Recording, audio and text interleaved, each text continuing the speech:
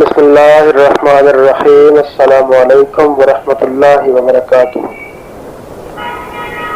کچھ کم ظرف لوگ یہ سمجھ بیٹھتے ہیں کہ علماء پر وقت آیا ہے۔ ارے بھائی نہیں، علماء پر اور مولویوں پر وقت نہیں آیا، دین پر وقت آیا ہے۔ جن لوگوں نے نبی پاک علیہ الصلوۃ والسلام کی شان میں گستاخیاں کی ہیں، ان لوگوں نے علماء کو کچھ نہیں کہا۔ انہوں نے ہمارے رہنما و نبی رسول خدا صلی اللہ علیہ وآلہ وسلم پر باتیں کی۔ ہمارے آقا و مولا محمد الرسول اللہ صلی اللہ علیہ وآلہ وسلم نے ہمیں توحید کی تعلیم عطا فرمائی اور اللہ تعالی جل شانہ کے پسندیدہ دین کو پھیلایا۔ یہ حضور علیہ الصلوۃ والسلام کی وجہ سے دنیا میں نور ہی نور ہے، رونقیں ہیں، خوشیاں ہیں، نعمتیں ہیں، عزتیں ہیں، بہاریں ہیں، رتبے ہیں، شانیں ہیں۔ حضور علیہ الصلوۃ والسلام ہمیں ہر چیز سے بڑھ کر ہے۔ جب کوئی گستاخ حبیب خدا صلی اللہ علیہ وآلہ وسلم کی شان میں گستاخی کا مرتکب ہوتا ہے تو اللہ جل شانہ خود بھی اس کو معاف نہیں فرماتا، تو حضور علیہ الصلوۃ والسلام سے پیار کرنے والی، حضور سے عشق و محبت کرنے والی امت کیسے معاف کر دیں؟ اس پر علماء حق اہل سنت نے حضور علیہ الصلوۃ والسلام کی محبت اور گستاخ رسول سے نفرت کا اظہار کیا۔ یہی حقیقی وفاداری ہے، یہی حق ہے اور یہی حقیقی وفاداری کا تقاضا بھی ہے۔ یہاں پر ڈاکٹر علامہ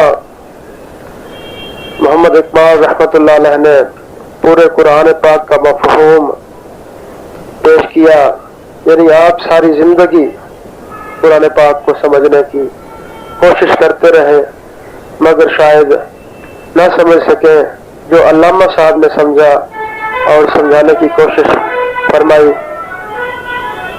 تو علامہ صاحب نے سمندر کو کوزے میں بند کر دیا اور بتا دیا کہ اللہ رب العزت اپنے بندوں سے کیا چاہتا ہے۔ فرمایا کہ محمد سے وفا تو نے، یعنی یہاں اللہ تبارک و تعالی نے شرط رکھ دی کہ کی محمد سے وفا تو نے تو ہم تیرے ہیں۔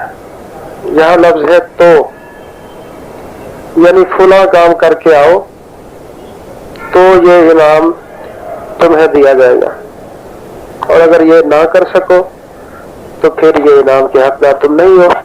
صاف سی بات ہے۔ اگر حضور علیہ الصلوۃ والسلام سے وفا نہ کی تو پھر یہ نہ سمجھ بیٹھنا کہ ہم تیرے ہیں۔ اور اس میں بھی غور طلب بات یہ ہے کہ اللہ تبارک و تعالی وحدہ لا شریک ہے، اور پھر ہم کا صیغہ کیوں استعمال ہوا؟ ہم تو جمع کا صیغہ ہے، یعنی اللہ اور اللہ رب العزت کا حبیب صلی اللہ علیہ وسلم ہم دونوں تیرے ہیں۔ اس کے بعد دوسرا مصرع ہے، یہ جہاں چیز ہے کیا، یعنی جس کو تو نے دیکھا ہے، جس جہان کو تو سب کچھ سمجھ بیٹھا ہے، یہی نہیں سارے جہان ملا کر بھی کوئی چیز نہیں، لوح و قلم بھی تیرے ہیں، یعنی پھر لوح بھی تیرے ہاتھ میں ہوگا اور قلم بھی تیرے ہاتھ میں ہوگا۔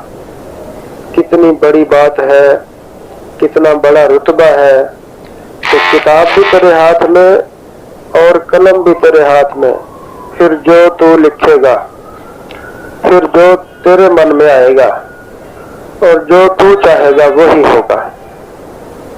کتنا بڑا رتبہ اور انعام دینے کا حکم ہوا، مگر شرط کیا ہے؟ حضور علیہ الصلوۃ والسلام سے حقیقی وفاداری، خالی کلمہ پڑھنے سے نہیں بلکہ تن من دھن جان مال و دولت دنیا کی ہر چیز سے زیادہ وفا حضور علیہ الصلوۃ والسلام کی ذات گرامی سے کرو گے تو پھر اگلی بات ہے۔ تو جو لوگ یہ کہتے ہیں کہ مولویوں پر وقت آیا ہے، تو معذرت کے ساتھ کہنا پڑتا ہے کہ ان کو دین اسلام کا علم ہی نہیں ہے۔ کہ غیرت ایمانی کا تقاضا کیا ہے. نوکری کسی اور کی اور تنخواہ کسی اور کی یہ تو ہو ہی نہیں سکتا. انسان جو بیچتا ہے وہی کاٹتا ہے. پسند اپنی اپنی، نصیب اپنا اپنا. وما علینا الا البلاغ المبین. لبیک لبیک لبیک یا رسول اللہ. تاجدار ختم نبوت زندہ باد زندہ باد.